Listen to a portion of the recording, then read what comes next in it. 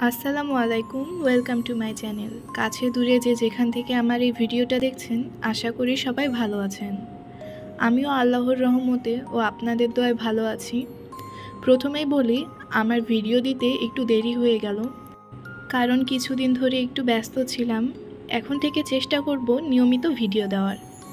তো আজকের পর্বে থাকছে ভীষণই টেস্টি চিকেন বিরিয়ানি।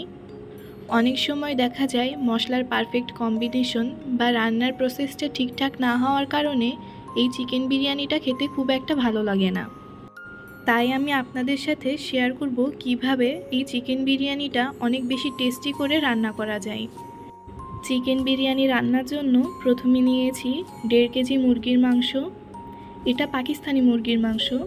এটা রেগুলার পিস থেকে একটু বড় করে কেটে নিয়েছি। আপনারা চাইলে আরও ছোট করে কেটে নিতে পারেন। এখানে আমি একটা লেবু কেটে তার 3 ফালির সব রসটুকু দেব।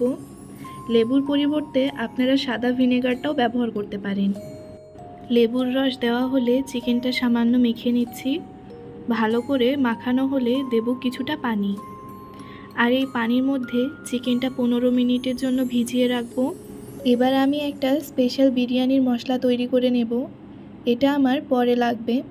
স্পেশাল বিরিয়ানি মশলা তৈরি করতে লাগছে একটা জায়ফলের অর্ধেক, জয়ত্রী ফল 1 টুকরো, 2 টুকরো দারুচিনি, 10 থেকে 12টা মতো ছোটো এলাচ, একটা বড় এলাচ, 1 চা চামচ শাহি জিরা, কালো গোলমরিচ 1/2 টেবিল চামচ।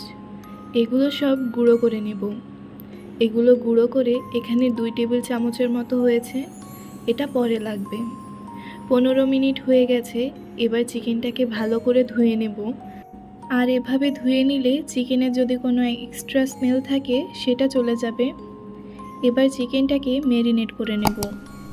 এর জন্য প্রথমে দিয়ে দেব 1 টেবিল চামচ আদা বাটা, 2 টেবিল চামচ রসুন বাটা, 1.5 চা চামচ মরিচ গুঁড়া।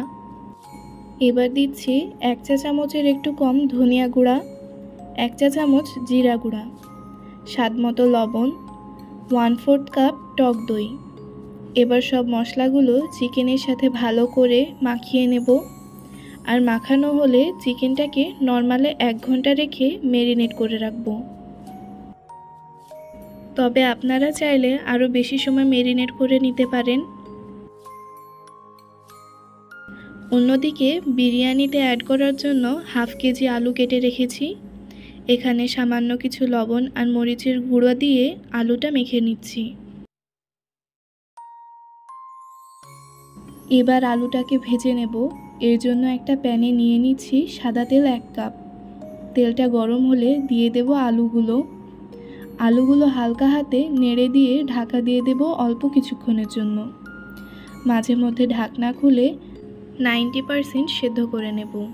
এখানে 90% রান্না হয়ে গেলে আলুগুলো তুলে নেব। আলুগুলো 90% সিদ্ধ হয়ে গেছে, তাই আমি এগুলো আলাদাভাবে তুলে নিচ্ছি। এবার ওই একই প্যানে বিরিয়ানি রান্না করব। এর জন্য এখানে অ্যাড করছি 2 কাপের মতো পেঁয়াজ কুচি। পেঁয়াজটা সামান্য বাদামি করে ভেজে নেব।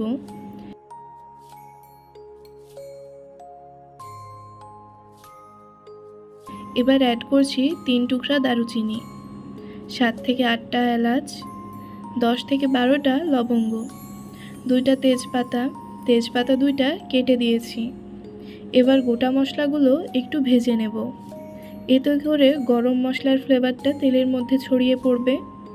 এবার অ্যাড করছি ম্যারিনেট করে রাখা চিকেনটাকে সামান্য ভুনে নেব।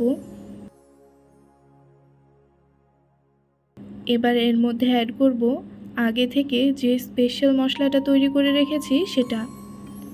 এখানে 2 টেবিল চামচের মতো আছে, আমি পুরোটাই দিয়ে দিচ্ছি। এখানে যদি কেউ প্যাকেটের বিরিয়ানি মশলা ব্যবহার করতে চান তাহলে সেটাও 2 চামচ দিতে পারেন। এবার চিকেনটাকে একটু সময় নিয়ে মশলার সাথে ভালো করে ভুনে নেব।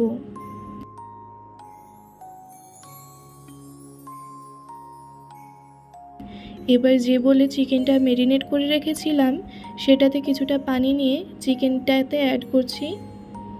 চিকেনটাকে রান্না করতে যতটুকু পানি লাগবে সেই পরিমাণ পানি অ্যাড করতে হবে। সামান্য নেড়ে চেড়ে চিকেনটাকে ঢাকা দিয়ে দিচ্ছি। মাঝে মধ্যে ঢাকনা খুলে সামান্য নেড়ে দিয়ে আবারও চিকেনটাকে ঢাকা দিয়ে রান্না করে নেব। এখানে চুলার আঁচ মিডিয়াম লো হিটে রান্নাটা করব। যতক্ষণ পর্যন্ত প্রপারলি রান্না না হয় খেয়াল রাখতে হবে চিকেনটা যেন প্যানে লেগে না যায়। দেখতেই পাচ্ছেন চিকেনটা অলমোস্ট রান্না হয়ে গেছে আর পানি শুকিয়ে মশলা থেকে তেল ছেড়ে দিয়েছে। এবার মশলা ছাড়া শুধু মাংসটা বাটিতে তুলে নিচ্ছি।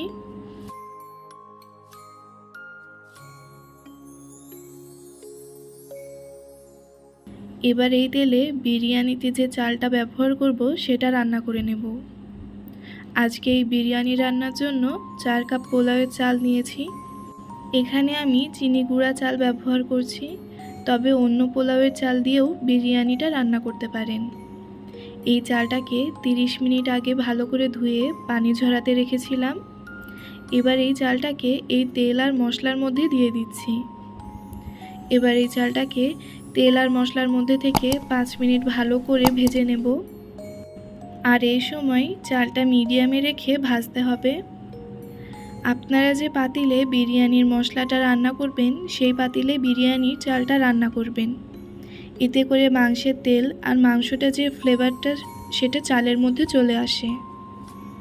আর এতে করে বিরিয়ানির রাইসটাও খেতে অনেক বেশি ভালো লাগবে। এখানে আমার চালটা ভাজা হয়ে গেছে। এবার এর মধ্যে অ্যাড করব গরম পানি। যে পরিমাণ চাল ব্যবহার করবেন তার দ্বিগুণ পানি দিতে হবে। এখানে আমি 1.5 গুণ পানি দিয়েছি, কারণ যদি 1 কেজি চালের ওপরে হয় তাহলে দ্বিগুণের পরিবর্তে 1.5 গুণ পানি অ্যাড করতে হবে। এবার এখানে অ্যাড করছি স্বাদ মতো লবণ। লবণ দিয়েও সামান্য মিশিয়ে নিতে হবে।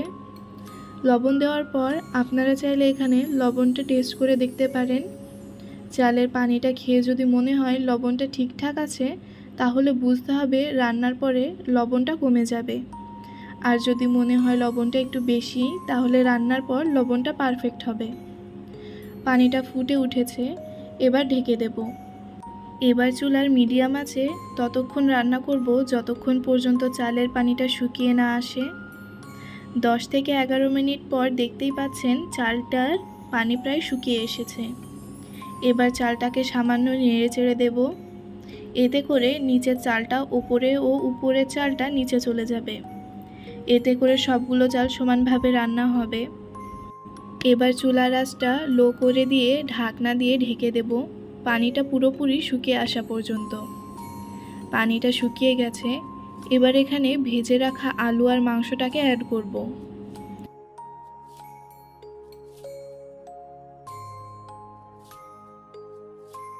এবার মাংস আর আলুটাকে আলতো হাতে মিশিয়ে নেব।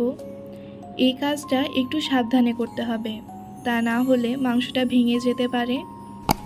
চিকেন বিরিয়ানিটা আরও বেশি টেস্টি করতে এখন আমি আরও কিছু ইনগ্রিডিয়েন্ট অ্যাড করছি। এজন্য 2 টেবিল চামচ চিনি, 3 টেবিল চামচ গুঁড়া দুধ, কিছু কাজু বাদাম, কয়েকটা আলু বোখরা, 1 মুঠো পেঁয়াজ বেরেস্তা, এগুলো একসাথে মিশিয়ে নিচ্ছি। আর এটা বিরিয়ানিতে অ্যাড করছি। যদি এগুলো হাতের কাছে না থাকে তাহলে পেঁয়াজ বেরেস্তার সাথে কিছুটা চিনি মিশিয়ে এখানে অ্যাড করতে পারেন। চিনিটা আপনারা বাড়িয়ে বা কমিয়ে অ্যাড করতে পারেন। এবার দিচ্ছি 8 থেকে 10টা কাঁচামরিচ, দিয়ে দিচ্ছি কেওড়া জল। কেওড়া জলের বোতলের ঢাকনা দিয়ে 2 ঢাকনা। ঘি দিয়ে দিচ্ছি 2 টেবিল চামচ। এবার সব কিছু ভালো করে মিশিয়ে দিচ্ছি। মেশানো হলে ঢাকনা দিয়ে রাখবো।